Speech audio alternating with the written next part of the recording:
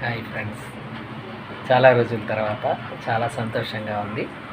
ఏంటి అంటే జిఎస్టీ, మామూలు మందుల పైన జిఎస్టీ మీకు 12%, బి కాంప్లెక్స్ వాటి విటమిన్స్ మీద 18% ఛార్జ్ చేస్తున్నారు. ఇది గవర్నమెంట్కి సరైనది కాదు అని నేను చాలా రోజుల క్రితమే చెప్పాను.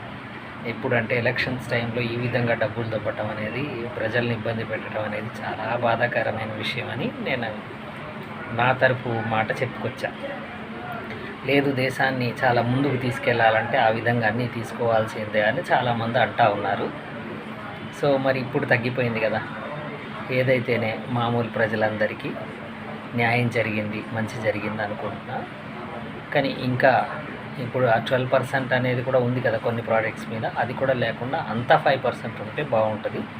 ఆ లగ్జరియస్ వాటి మీద 40% అంటున్నారు కదా, అది కంపల్సరీ అట్లా చేస్తేనే బెటరు.